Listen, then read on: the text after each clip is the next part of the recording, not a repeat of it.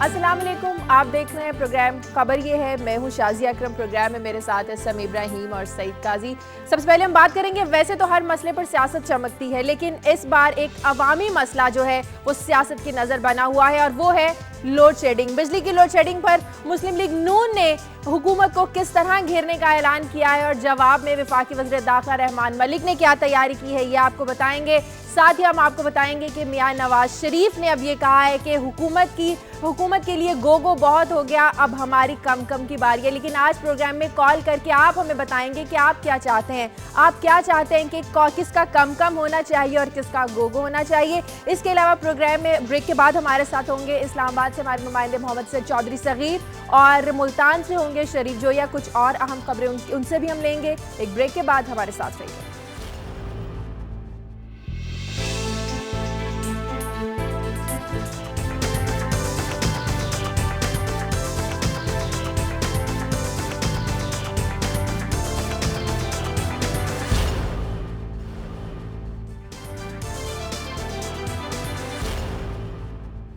Break के बाद खुशामदीद। कराची से सबसे पहले एक अहम खबर है। कराची में मुसल्लह अफराद की फायरिंग से सियासी कारकुन की हलाकत के बाद मुश्ताइल अफराद ने लियाकत नेशनल अस्पताल के बाहर खड़ी पुलिस, मोबाइल और जबकि 3 हटी और PIB कॉलोनी में 2 बसेस को आग लगा दी है। कशीदगी इस वक्त वहां पर बढ़ चुकी है। सूरत हाल क्या है वहां पर बात करेंगे हमारे नुमाइंदे तारिक अजीज से। तारिक अजीज, इस वाक़े के बाद कशीदगी बढ़ गई है, इस सारी सूरत हाल में, सारी सिचुएशन में पुलिस कहाँ नजर आ रही है? जी शाजिया, कराची के इलाके PIB कॉलोनी में गुज़िश्ता शब MQM के कारकुन के कत्ल और उनके भाई और भाभी के फायरिंग के नतीजे में जख्मी होने के बाद सूरत हाल काफी कशीदा है। PIB कॉलोनी में इस वक्त अमलन जो है वो PIB कॉलोनी में सरगर्मियां मुअत्तल हैं। जो दुकानें और कारोबार जो सुबह सवेरे खुल जाते थे वो इस वक्त बंद है, जबकि ट्रैफिक जो है वो भी PIB कॉलोनी की मेन रोड पर सिर्फ इक्का दुक्का जो प्राइवेट गाड़ियां हैं वो गुजर रही है। जो पब्लिक ट्रांसपोर्ट है वो मुकम्मल तौर पर यहाँ से बंद हो चुकी है। जबकि इस वाक़े के बाद मुश्ताइल अफराद ने लियाकत नेशनल हॉस्पिटल के बाहर एक पुलिस में मोबाइल को, जबकि PIB कॉलोनी और 3 हट्टी चौक पर 2 बसों को नजर आतिश कर दिया है। शायद इस पूरे अमल में जो मुश्ताइल मुजाहिरीन हैं और जो अहल खाना है उनकी जानिब से पुलिस के किरदार पर काफी तशवीश का इजहार किया गया, मजम्मत की गई है उनकी कारकर्दगी पर। उनका यही कहना था, जो हमारी बात हुई, कि सारी रात पुलिस से राब्ते करने की कोशिश की गई, लेकिन किसी किस्म का कोई रिस्पॉन्स उनकी जानिब से नजर नहीं आया और बल्कि राब्ता भी बेशुमार जो अफसरान है उनसे नहीं हो सका। और इस वाक़े के बाद ना मुश्ताइल अफराद अभी भी सड़कों पर है। जो अस्पताल में भी काफी ताखीर से अपनी रूटीन की कार्रवाई करने के लिए जब पुलिस पहुंची तो वहां पर भी जो अफराद जमा हो गए थे, अहल खाना और इलाका मकीन, वो काफी मुश्ताइल हो गए और उन्होंने भी धक्के मारकर पुलिस एहलकारों को अस्पताल से बाहर निकाल दिया। और उसके बाद वहां पर अस्पताल के बाहर खड़ी हुई पुलिस मोबाइल को भी नजर आतिश कर दिया। इस पूरे सूरत हाल में इस वक्त जो PIB कॉलोनी है जहाँ पर ये कत्ल का वाकया पेश आया है, यहाँ पर काफी कशीदगी पैदा हो गई है। अच्छा तारिक, ये बताएंगे पुलिस अभी भी वहां पर नहीं पहुंची है, मुश्ताइल अफराद अभी भी सड़कों पर है? शाजिया, इस वक्त सड़कों पर किसी किस्म की कोई मुश्ताइल अफराद की मौजूदगी नहीं है, लेकिन जो अफराद इलाका मकीन है और जो लोग जो अपने दफातर ऑफिस को जाने वाले हैं उसकी बहुत बड़ी तादाद है जो इस वक्त यहाँ पर मौजूद है। लेकिन इस पूरे इलाके में पुलिस कोई मौजूद नजर नहीं आ रही है। बहुत बड़ा इलाका है। बहुत शुक्रिया तारिक अजीज आपका। इस हवाले से मजीद हम आपसे अपडेट्स लेते रहेंगे। बहुत शुक्रिया आपका। प्रोग्राम का बाकायदा आगाज करते हैं और कुछ और अहम खबरें समी इब्राहिम और सईद काजी साहब के पास इनसे खबरें लेते हैं। जी समी साहब। शाजिया, गुज़श्ता कई प्रोग्राम्स में हम जिक्र कर चुके हैं पोलियो के हवाले से जो कैंपेन जारी है। अब WHO ने एक नई वार्निंग दी है पाकिस्तान को कि अगले 3 महीने में ग्लोबल एमरजेंसी डिक्लेयर की जा सकती है पाकिस्तान में, क्योंकि सिर्फ 3 अजला हैं बलूचिस्तान के जिनमें तकरीबन 4 लाख बच्चे पोलियो के ख़तरे का शिकार हो सकते हैं। और अगर ये एमरजेंसी डिक्लेयर हो गई तो फिर पाकिस्तान के जो शहरी हैं वो बैरून मुल्क सफ़र जब करेंगे तो उन पर बड़ी पाबंदियां लगाई जा सकती हैं। बड़ा संगीन ये मसला है। इसके अलावा सिंध में कल जो तमाम सरकारी हॉस्पिटल्स हैं उनमें जो पैरामेडिकल स्टाफ है उसकी हड़ताल रही है।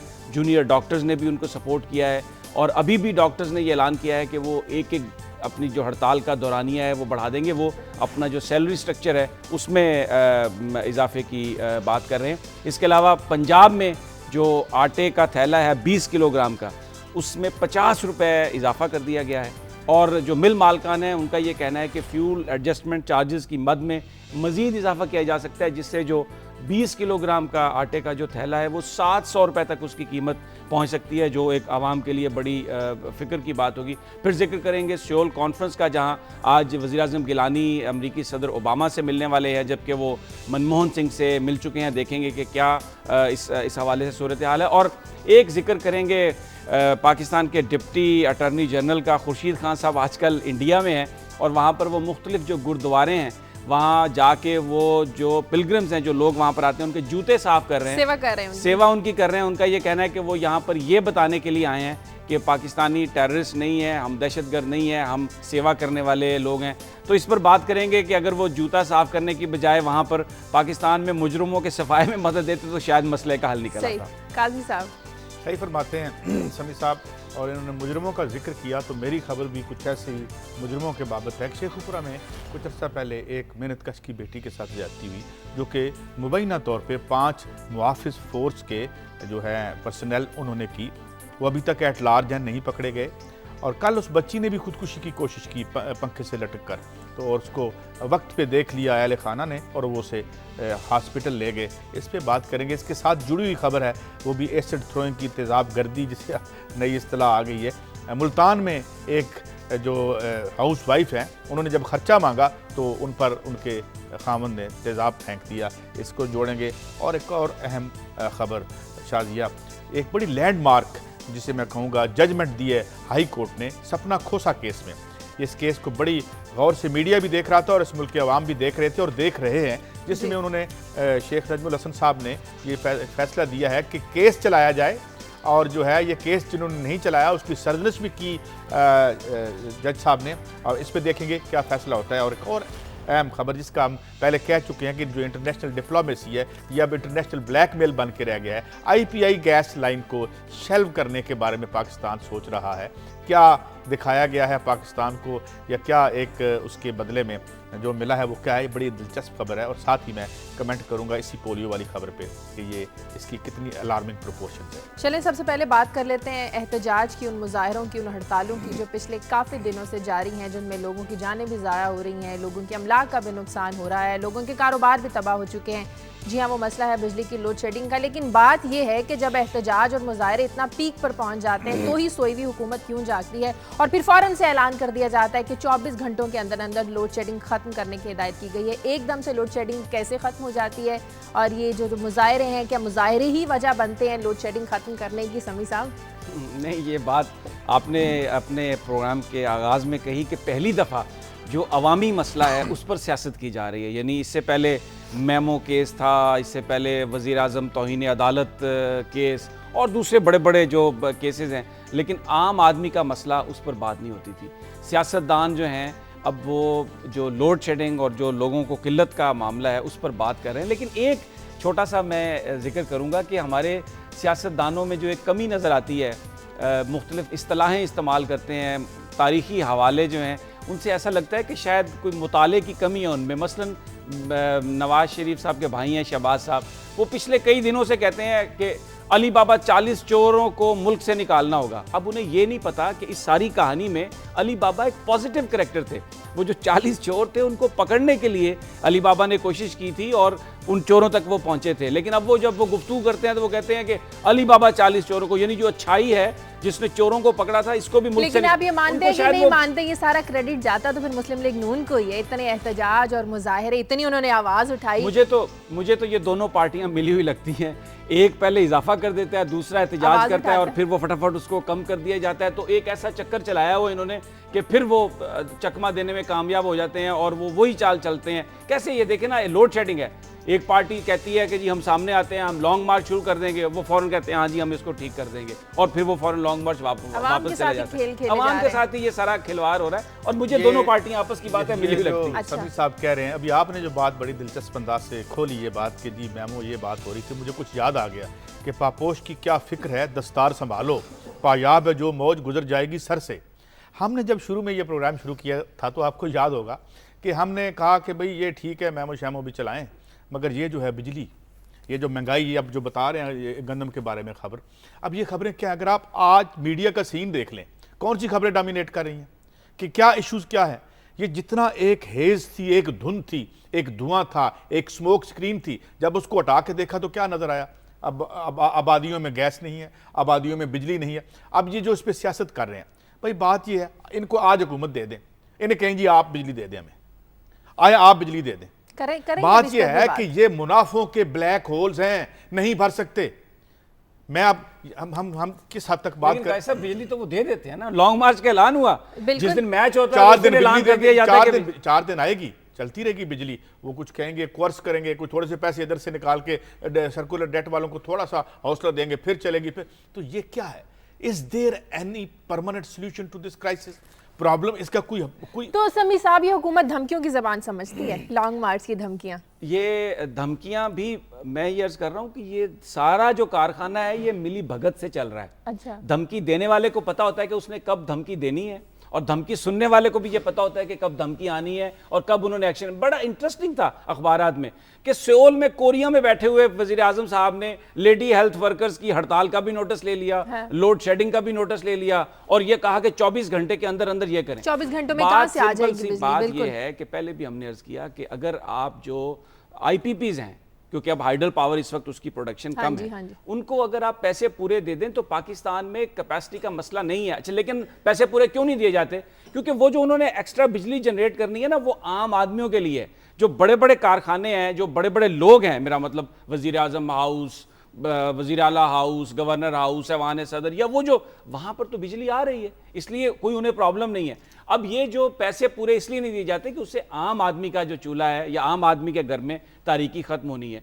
तो अब अगर सियासतदान आम आदमियों का मसला हल नहीं करेंगे तो जिस तरह लोग सड़कों पे निकल आए, यही एक बात है शाजिया, खत्म कर रहा हूं इस बात को, कि लोग जब मामला अपने हाथ में ले लेंगे तो ये सियासतदान मजबूर हो जाएंगे वो करने के लिए जो लोग चाहते हैं। हर चीज में लोगों को आना पड़ेगा, अपनी पार्टीज के अंदर, पार्टीज के बाहर, अगर वो इसमें इन्वॉल्व होंगे तो ये सियासतदान मजबूर हो जाएंगे। कायद साहब, आपसे एक सवाल करना है, लेकिन पहले एक मैं कॉल ले लूं। कराची से नदीम हमारे साथ है। हेलो, अस्सलाम वालेकुम। जी वालेकुम सलाम। जी नदीम साहब, मैं ये लोड शेडिंग के बारे में कहना चाह रहा था कि जिस तरीके से गवर्नमेंट चल रही है और ये लोगों को इसने परेशान किया हुआ है, कैसे हमारा ये सिस्टम कैसे चलेगा? इस तरीके से तो लोग खुशियां कर लेंगे, ना गैस है ना बिजली है इस मुल्क में।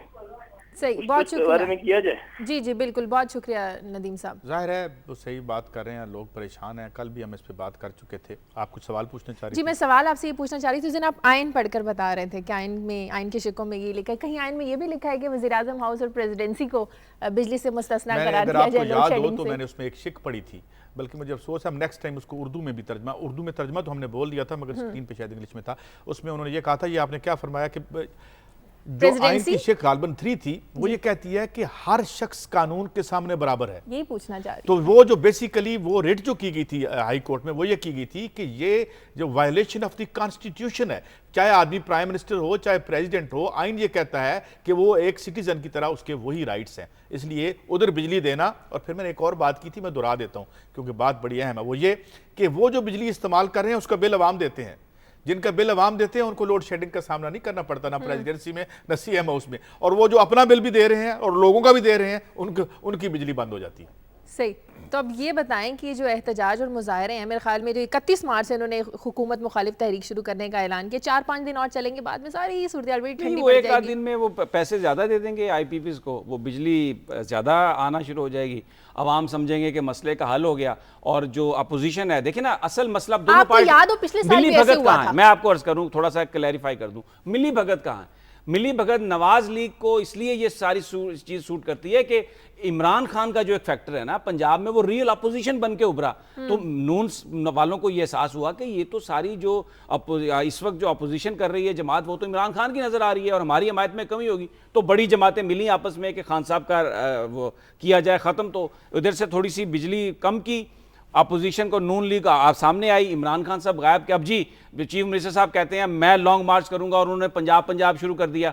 तो इसमें इमरान खान साहब नजर नहीं आ रहा है, ये नून लीग समझती है। तो मिली भगत इन दोनों जमातों की सिर्फ इमरान खान को, तहरीक इंसाफ को दबाने के लिए। लेकिन ऐसी सूरत हाल तो समी साहब पिछले साल भी हुई, काजी साहब आपको भी याद होगा, पिछले साल भी मार्च किया था इन्होंने ऐवान सदर के मिलियन बाद। मार्च की बात कर दूं, हम जितने मिलियन मार्च देख रहे हैं ना, इसमें सिर्फ 9,90,000 लोग कम होते हैं मिलियन में से, यानी गोया के 10,000 लोग 10-12,000 का एक मार्च होता है। ये कोई सीरियस मार्च करना नहीं चाहते, मगर मैं ये बात कहूं जो शहबाज शरीफ साहब ने एक बात की थी और एक हमने मीटिंग में उनसे बराह रास्त भी पूछा था कि ये जो आप कह रहे थे ना कि जो रेवोल्यूशन आ जाएगा, ये ख़तरा, जो बात आप कर रहे हैं, इसकी आपको आसार आपको नज़र आ रहे हैं।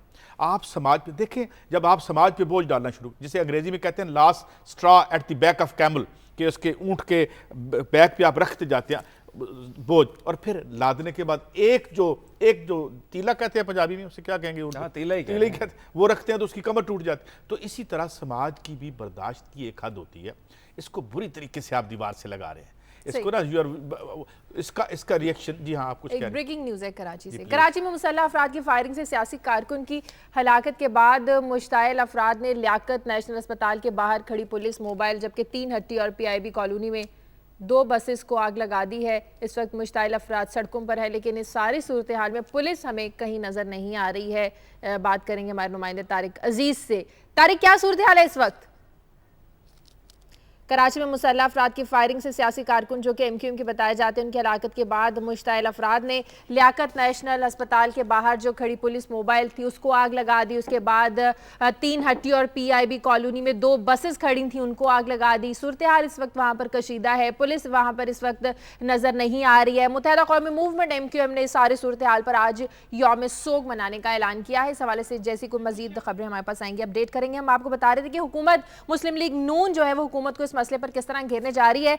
वज़ीर दाखिला रहमान मलिक कहते हैं कि ठीक है, आप लॉन्ग मार्च करें, मैं एक बड़ी स्क्रीन लगा के आपकी करप्शन भी दिखाऊंगा। शाजिया, एक तो पहली बात ये, मैं ये मानने के लिए तैयार ही नहीं हूं कि मुस्लिम लीग नून हुकूमत को घेरने जा रही है। ये दोनों मिलकर इमरान खान को घेरने की कोशिश कर रहे हैं कि वो अब नजर नहीं आ रहे हैं ना खान साहब। कहीं अखबारात में आपकी खबरें आ रही हैं, शहबाज शरीफ साहब इस वक्त अपोजिशन लीडर बन चुके हैं, वो कहते हैं मैं लॉन्ग मार्च करूंगा, अवाम के हकूक के लंबरदार हैं। तो ये बुनियादी तौर पर ये एक घेरने की कोशिश है इमरान खान को, तहरीक इंसाफ को, क्योंकि लग रहा है उनके जो बड़े बड़े जलसे हुए हैं, उसने तो ये लाहौर में तो जो अकाबरीन है उनकी नींदें उड़ा दी हैं कि ये क्या होने जा रहा है आगे। अच्छा, जो मियां नवाज शरीफ ने कहा है कि हुकूमत की गोगो की और हमारी कम कम की बारी है, बारियां लगी हुई हैं। मैं आपको बताता हूँ, मीनिंगफुल बात मेरी नज़र में ये है, लीडर वो होता है जिसका अवाम की नब्ज़ पे हाथ हो। जुल्फ़िकार अली भुट्टो का था, कायद आज़म मोहम्मद अली जिन्ना का था, इन लोगों का नब्ज़ पे हाथ होता है। ये जो है ना लीडर, ये किसी और यूनिवर्स में रह रहे हैं, ये किसी और दुनिया में घूमते हैं। शाजिया, जिस दुनिया में आम आदमी घूमता है ना, उससे इनका कुछ लेना देना नहीं है। ये सोचते क्या है कि ये गवर्नमेंट जो है, इसका क्राइसिस आ गया, let's take and get some political mileage out of it, इस तरह की कहानी। मगर ये कहानी नहीं है। जिस तरह हम शुरू में कह चुके हैं कि जो ज़मीन पे सूरज, ये जो कालें हमें आती हैं, कभी आपने इस लहजे पे गौर किया?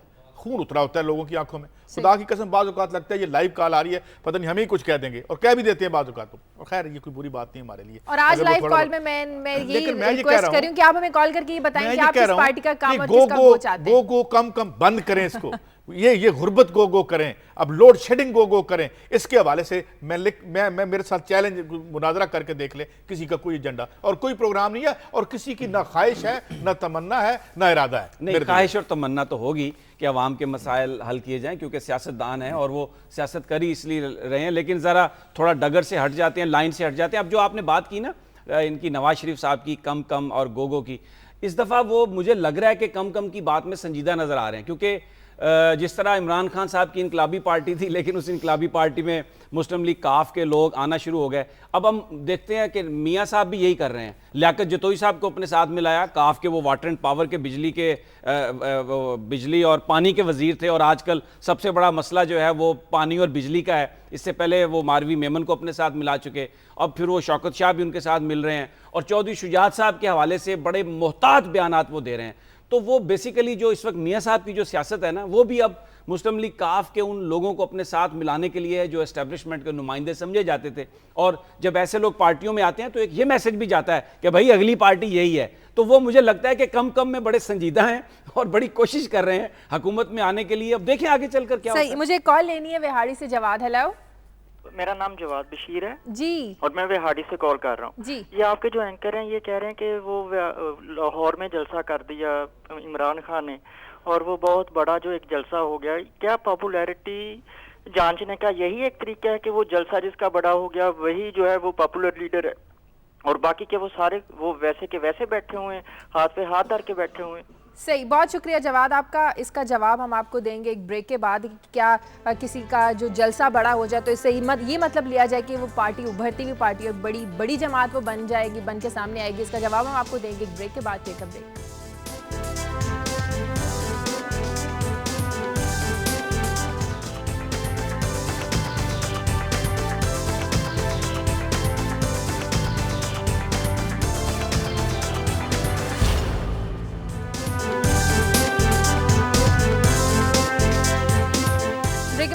मजीद कराची से एक अहम खबर है। कराची के इलाके पीआईबी कॉलोनी में सियासी कारकुन के कत्ल और खातून समेत 2 अफराद के जख्मी होने के बाद मुश्ताइल अफराद वहां पर इकट्ठे हैं और एक पुलिस वैन और 2 बसेस को आग लगा दी है। इस वक्त सूरत हाल क्या है, बात करेंगे तारिक अजीज से। तारिक अजीज, इस वक्त क्या हो रहा है? मुश्ताइल अफराद सड़कों पर है? जी शाजिया, कराची में टारगेट किलिंग के वाकयात ने एक बार फिर सर उठा लिया है और गुज़िश्ता रोज जो ये वाकया पेश आया टारगेट किलिंग का, जिसमें नामालूम मुसल्लह अफराद ने पीआईबी कॉलोनी में एक घर में घुसकर एमक्यूएम के कारकुन मंसूर मुख्तार को कत्ल कर दिया, जबकि फायरिंग के नतीजे में उनके भाई और भाभी भी जख्मी हो गए। तो वाकये के बाद सूरत हाल जो पीआईबी कॉलोनी में काफी कशीदा हो गई है।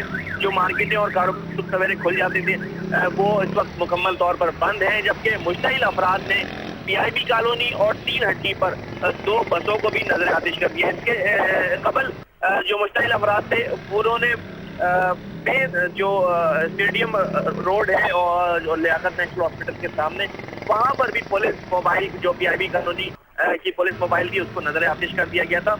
इसके अलावा इस वाक़े जैसे जैसे वक्त गुजर रहा है, कराची शहर की मजमूई सूरत हाल भी काफी बिगड़ती जा रही है। कुछ कशीदगी मुख्तलिफ इलाकों में भी उसका आगाज हो गया है।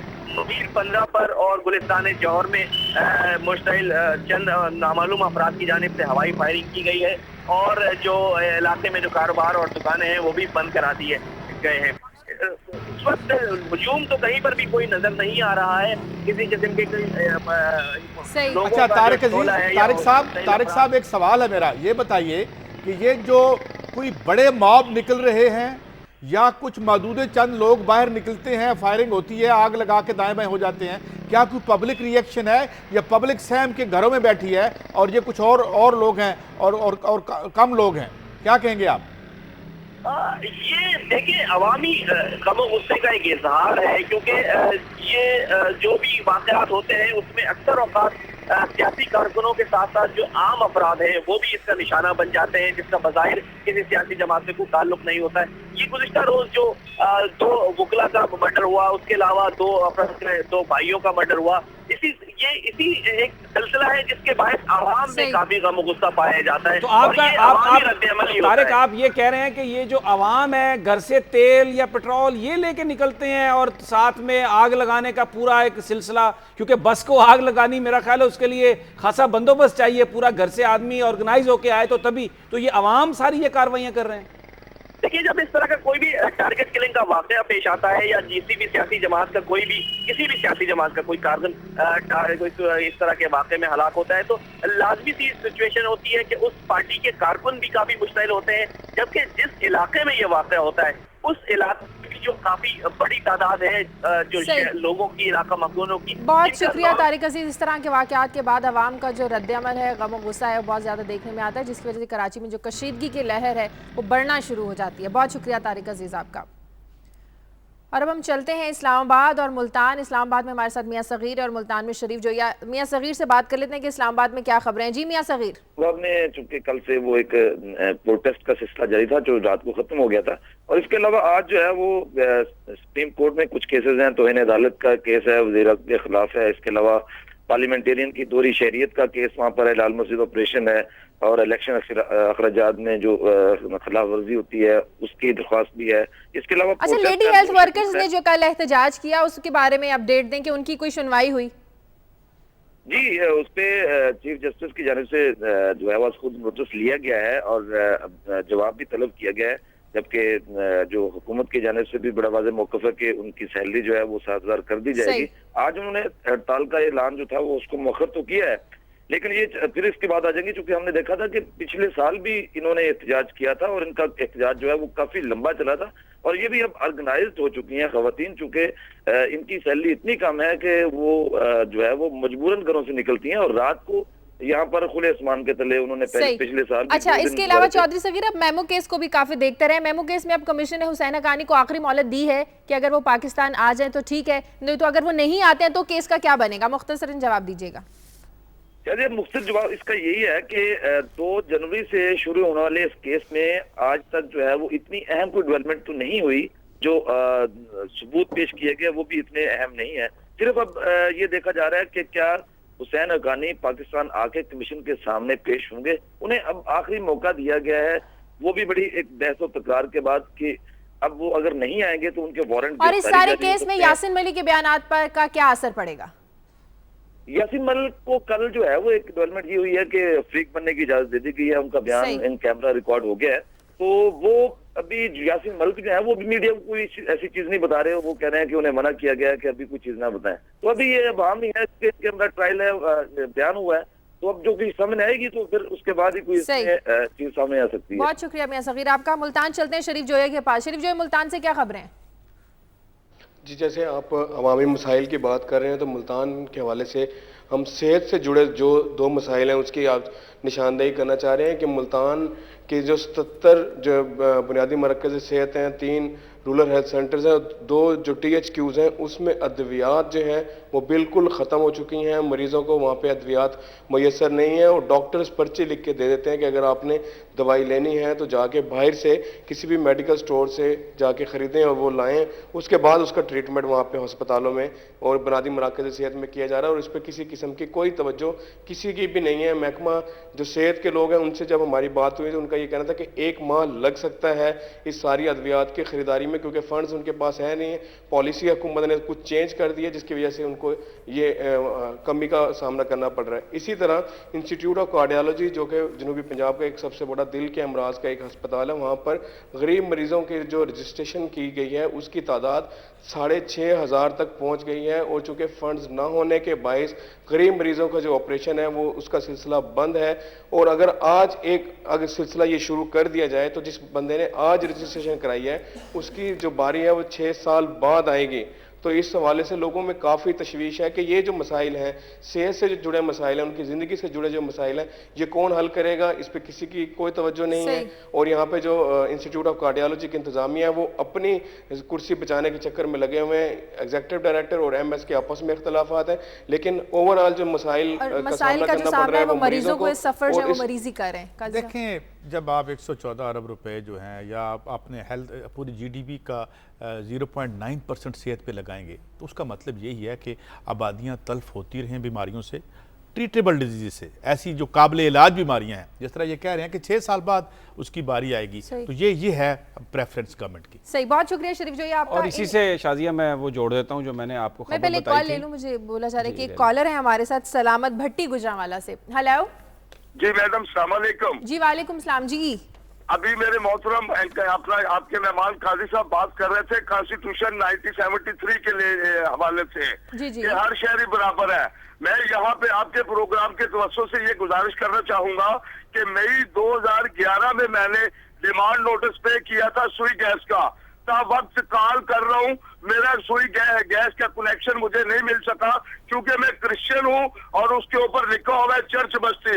उसकी प्रायोरिटी मिस्टर जे सालिक ने दी है और ये मुझे क्रिश्चियन होने की सजा दी जा रही है कि मेरा 1 साल यदि अपना डिमांड नोटिस लेने के बाद भी कनेक्शन नहीं मिल सका। सही, बहुत शुक्रिया सलामत भट्टी आपका। वैसे माइनॉरिटीज का मसला अगर देखिए, मैं ये बताऊं आपको, माइनॉरिटीज के साथ भी जो है पूरी दुनिया में ममालिक में बड़ी ज्यादतियां होती हैं, मगर एक बात तो ये है माइनॉरिटी से होने से ज्यादा यहाँ गरीब होना। देखिए मेरी बात सुने, यहाँ गरीब आदमी के घर में गैस नहीं जा रही और इनके साथ ज्यादती हो रही है। I am not going to condone it. अगर इस बुनियाद पे इनके साथ वो कोई कर रहा है जिसे आप इम्तियाजी सलूक, तो इट्स क्रिमिनल। लेकिन बात यह है कि क्रिश्चियन गरीब हो या कोई मुसलमान गरीब हो, उस बेचारे का यही अशर है, उसका प्रायोरिटी पे काम नहीं होता। आप पहले मैं ये इसी से हेल्थ से जोड़ना चाहता हूँ कि एक तरफ तो बता रहे थे जोया साहब कि अगर आज कोई रजिस्ट्रेशन हुई है तो 6 साल के बाद बारी आएगी। दूसरी जानब जो हॉस्पिटल्स की सूरत हाल है, मसलन सिंध के अंदर जो सारे सरकारी हॉस्पिटल थे उसमें पैरामेडिकल स्टाफ ने काम कल नहीं किया और फिर डॉक्टर्स ने भी, 15,000 डॉक्टर्स ने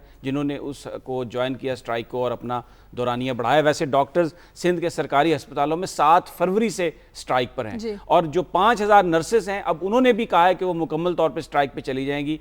दौरानिया बढ़ रहा है, एक तरफ तो फैसिलिटी अवेलेबल ही नहीं है और अगर कहीं कोई फैसिलिटी अवेलेबल है तो जो वहाँ के स्टाफ के मसाइल हैं, सिंध हुकूमत मुकम्मल तौर पे नाकाम हुई है डॉक्टर्स और पैरामेडिकल स्टाफ के मामलात को संभालने के लिए, जिसकी वजह से लोगों को बेपनाह मुश्किलात हैं। और इसी हवाले से देखें जो अभी मैंने जिक्र किया था कि अक़वाम मुत्तहिदा ने जो WHO उन्होंने वार्निंग दी है पाकिस्तान को कि अगले 3 महीने में अगर आपने पोलियो के केसेस को ख़त्म करने के लिए कैंपेन सही नहीं चलाई तो अगले 3 महीने में ग्लोबल इमरजेंसी डिक्लेयर की जा सकती है पाकिस्तान के लिए। उसका नुकसान क्या होगा कि जो लोग आप ट्रैवल करते हैं, मसलन बहुत सारे लोग उम्रा और हज के लिए जाते हैं, वहाँ पर भी पाबंदियाँ लग सकती हैं, आप नहीं जा सकते। और इसमें इन्होंने फिर बात की हमारे उस सूबे की, बलोचिस्तान की, जो वैसे ही पसमानदा है, जिसमें एहसास महरूमी है। 3 अजला हैं, किला अब्दुल्ला, क्वेटा, पशीन, उनमें उन्होंने कहा है कि 4 लाख से ज़ायद बच्चे जो हैं वो पोलियो के रिस्क में हैं। और ये सूरत हाल KPK में भी है, यानी जिसमें बहुत सारे लोग एक तो, और उसमें बड़ी वजह यह है कि जो वर्कर्स हैं हमारे वो पहुंच नहीं पा रहे और एनफ वर्कर्स नहीं है। तो गवर्नमेंट को चाहिए कि इस मामले को संजीदगी से ले और ख़ास तौर पर जो इलाके के लोग हैं रिलीजियस, वो भी इस मामले में रोल अदा करें, क्योंकि बहुत सारे लोग जो इन पसमानदा इलाकों में इसलिए वैक्सीन नहीं ले रहे, वो ये समझते हैं कि ये शायद कोई ऐसी दवा है जो उनके बच्चों को वो नुकसान पहुंचाएगी। क्योंकि याद रहे कि उसामा बिन लादेन को पकड़ने के लिए एक जैली जो कैंपेन की गई थी, ये तो उसके इम्पैक्ट हैं सारे, उसका भी असर है। तो इसमें काजी साहब एक बड़ी जरूरत है। बड़ी अहम बात आपने की। मैं 2 खबरें बड़ी अहम है। एक तो शेखुपुरा की एक खबर जिसमें एक बच्ची ने आज फिर खुदकुशी करने की कोशिश की। वाकया यह था कि कुछ अरसा पहले एक बच्ची जो है वो आ रही थी ट्यूशन पढ़ के अपने कज़न के साथ, तो 5 मुआफ़िज़ फोर्स के लोगों ने रिपोर्ट्स के मुताबिक उसको वहाँ से अगवा किया, उस बच्चे को डरा के भगा दिया, वहाँ से डरा धमका के उसको रेप किया। उसके बाद वो अभी तक गिरफ्तार नहीं हुए। कल उस बच्ची ने खुदकुशी करने की कोशिश की है और वो उसको बचा लिया गया है, पंखे से लटकने की कोशिश की थी उसने, जान देने की, और उसे हॉस्पिटल में ले गए। ये है सूरत हाल के आबादियों को हमने किन जानवरों के हवाले कर दिया है।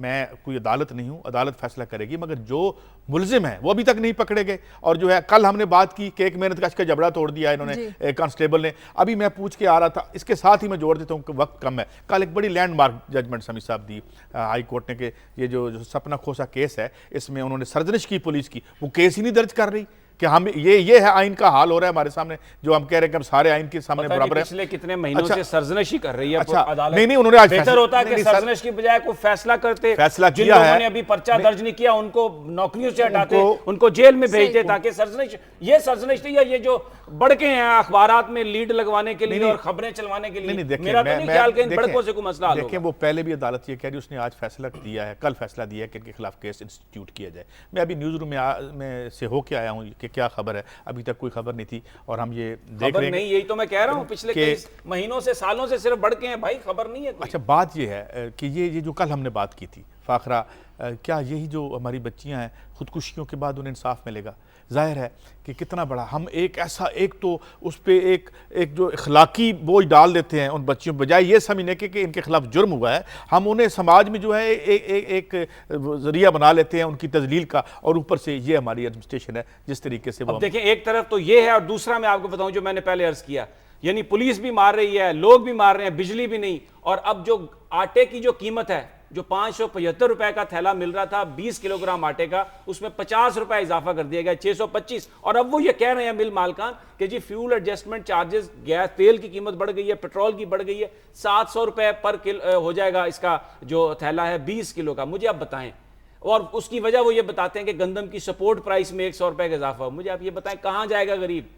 ना आपको इंसाफ मिलता है, ना आपको सेहत मिलती है। अब एक रोटी थी जो प्याज से आदमी खा लेता था, अब ये बंदोबस्त किया जा रहा है कि वो जो बेचारा रोटी खाता था उससे रोटी भी ना खा सके। काजी साहब, ये इस पे बताएं जरा। अच्छा, एक कॉलर है मेरे साथ वॉल्टन से, हारून। हेलो हेलो जी, अस्सलाम वालेकुम जी। जी वालेकुम सलाम जी, हारून साहब।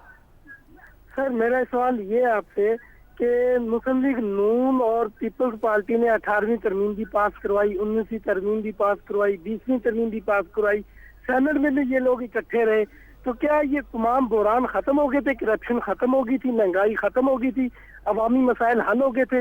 ये लोग इमरान खान के ऊपर बहस तो करते हैं, क्या वो कभी साहब इक़्तिदार रहा है? वो बंदा तो इक़्तिदार में रहा ही नहीं, वो तो एक वेल विशर है, वो तो अवाम के मसाइल को हल करना चाहता है। वो इक़्तिदार में तो है कि उसको हम तनकीद का निशाना बनाए। क्या इसका मतलब ये है कि कोई बंदा अच्छा काम करना चाहता तो उसको तनकीद का निशाना बनाया जाए? मैं इस पे बात करता हूँ। एक तो मैं जोड़ दूं, जवाद बशीर साहब के सवाल का हम जवाब नहीं दे सके, उनको वो भी यही बात कर रहे थे कि क्या बड़ा जलसा होना। जाहिर है बड़ा जलसा या जलसा कोई एब्सोल्यूट मेजर नहीं है किसी को, लेकिन देखते यही हम यहाँ 1-2 मिलियन के अगर जलसे होंगे तो वो उसमें हम समझ सकते हैं कि वो पॉपुलर। जो इनकी बात थी, बात यह है कि जब आप एक पार्टी, पीपल्स पार्टी आई, जुल्फकार अली भुट्टो एक मंशूर लेके आ गए, लोगों ने कहा कि हाँ जी ये मंशूर ठीक है, आपका अमल हुआ या नहीं हुआ। पहले तो मंशूर देखें ना, मंशूर में कुछ बात है। बात यह कि जब हम इमरान खान साहब का बिल्कुल पावर में आए, उनको आना चाहिए, मगर उनका क्या एजेंडा और मंशूर है, इस पे तो हम साफ़ी बात कर सकते हैं ना।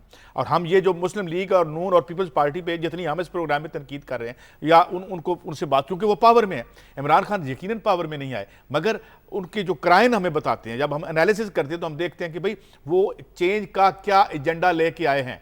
क्योंकि जनाब नेक ख्वाहिशात से तो काम होना नहीं, कंक्रीट अमल करने पड़े हैं, कार्टेल से लड़ना पड़ना है, और अगर कार्टेल ही आपकी सफों में घुस जाए तो फिर आप किससे लड़ेंगे? यही बात ये बात कह रहे हैं, मैं इसको आगे बढ़ाता हूं। अब इमरान खान साहब पर कोई तनकीद इसलिए नहीं है कि वो कोई पॉपुलर लीडर, उन पर तनकीद इसलिए हो रही है कि अगर आप एक तरफ जावेद हाशमी साहब खड़े हैं जिन्होंने मेहरान बैंक से पैसा लिया है, दूसरी तरफ शाह महमूद कुरैशी हैं जो वजारत से लड़के पीपल्स पार्टी से बाहर है, अलीम खान साहब हैं लाहौर के सबसे बड़े कब्जा माफिया, लैंड जो कब्जा की गई है वो उन्होंने की है। अब इनसे अगर इमरान खान साहब कहते हैं मैं इनकलाब लेके आऊंगा, तो भाई फिर तो लोग क्वेश्चन करेंगे ना कि आप इनकलाब कैसे लेके आएंगे। तो वही हथकंडे जो दूसरी सियासी जमातों ने किए, दूसरे लीडर्स ने किए, एजेंसियों से मिलके, एजेंसियों के लोग साथ मिला के, करप्ट लोग साथ मिला के सिर्फ अवाम की आंखों में धूल झोंकनी है, तो इमरान खान साहब भी नुकसान उठाएंगे। उनकी जो स्टीम है, उनकी जो गुडविल थी, उनकी जो हमारी थी, एक बात ऐड कर दूं, ये तो बिल्कुल ही जो जिस तरह कहते हैं ना मलिया मेड कर दिया इन्होंने।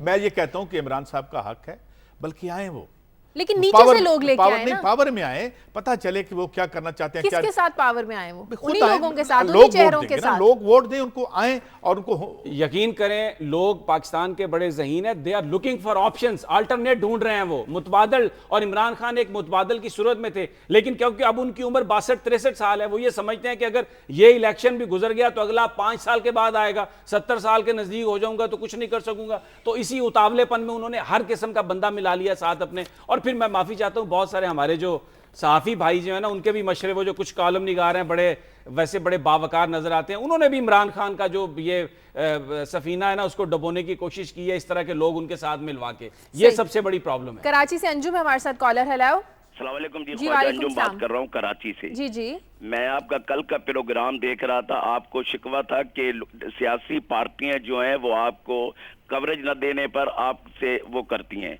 मेरे कहने का मकसद ये है कि हम आवाम को भी आपसे शिकवा है, आप टीवी चैनल्स वाले क्या कर रहे हैं? क्या आपने एनर्जी क्राइसिस पर सैर हासिल गुफ्तगू की? क्या आपने हमारे तालीमी मयार पर अदलिया का जो निज़ाम है जहाँ 20-20 साल केस चलते हैं उसके बारे में कोई सैर हासिल गुफ्तगू की? हाँ, एक सेक्शन ऑफ द प्रेस में यकीनन ऐसे होता भी है, लेकिन बात यह है कि अगर वो कल से पहले भी हमारा प्रोग्राम देख लें तो शायद हम बैठ के यही बात यहाँ कर रहे हैं कि यहाँ पे इंसाफ नहीं मिल रहा, यहाँ पे बिजली नहीं मिल रही, यहाँ पे तालीम नहीं मिल रही, यहाँ पे जो सेहत, अभी 2 मिनट अभी सेहत पे हमारा सेगमेंट चला है, मुल्तान से हमारे जो नुमाइंदे थे उन्होंने बात की है, समी इब्राहिम साहब ने बात की है, अभी मैंने ये बात की है कि जनाब आपने 0.9% GDP का मुख्तसर कर रखा है, जिसका मुख्तसर कर दिया है अपनी सेहत के लिए, जिसका मतलब सिर्फ एक है कि आप लोगों की सेहत के बाबत जो है वो हाथ साफ करके बैठे हैं। ये तो बात हम बार बार कर चुके हैं। रही इनकी तनकीद की बात, तो जहां जो बात गलत होती है, चाहे वो सियासत में हो या साफत में, वो गलत है। ये बात इनकी सही, लेकिन मैं एक अर्ज सिर्फ ये करना चाहता हूं ख्वाजा साहब से कि ख्वाजा सराओं की अगर मीडिया ने बात की है तो ये सबसे निगलेक्टेड तबका है, जिसको कभी पजीराई नहीं दी मीडिया ने, तो मेरा ख्याल है उनका भी, वो पाकिस्तान के शहरी हैं, उनका भी उतना ही हक है। फिर आपने रकासाओं की बात की है, सबसे ज्यादा मजलूम है वो औरत जो पता नहीं किन हालात से मजबूर होकर अपने जिस्म का सौदा करने पर मजबूर हो गई है। तो मेरा ख्याल है उनकी बात करनी और मुआशरे की बुराइयों को इस अंदाज में पेश करना कि उनका कुछ मदावा हो सके, ये भी मीडिया की रिस्पॉन्सिबिलिटी है। बाकी ओवरऑल मैं आपकी इस बात से मुत्तफिक हूं कि शायद अभी हमारे यहाँ वो लेवल नहीं आया जो आना चाहिए था, लेकिन जरा इलेक्ट्रॉनिक मीडिया की, इंडिपेंडेंट मीडिया की एज देखें और जो काम मीडिया ने कर दिए हैं आप उसको देखें, तो मेरा ख्याल है कि दुनिया के तमाम ममालिक में पाकिस्तान का मीडिया ने जो रोल प्ले किया है उस पर हर पाकिस्तानी को बड़ा फख्र है। मेरा ये ख्याल है। मैं नजमुल हसन साहब की बात ये भी आगे बढ़ा दूं कि ये बात बिल्कुल आपने दुरुस्त की कि जहां मजबूरी में इंसान को कोई भी हरकत अपनी तबीयत के खिलाफ करनी पड़े, प्रोसिक्यूशन से लेकर सब, वो गलत है। मगर शायद वो ये बात कर रहे हैं कि जब हम ग्लैमर बेचने की बात करते हैं वहां शायद जरूरत नहीं है इस बात की, तो उसमें वहां पे हमें सेंस ऑफ प्रोपोर्शन रहनी चाहिए। बात आप ये सही कह रहे हैं। वक्त कम रह गया, आपने खबर दी थी deputy attorney general Khurshid Khan जूतों की सफाई गुरुद्वारों और मंदिरों में करते रहे। अच्छा, इसकी तफसील कुछ यूं है कि सुप्रीम कोर्ट बार एसोसिएशन का एक डेलीगेशन इंडिया के दौरे पे है, जिसमें deputy attorney general Khurshid Khan साहब भी हैं।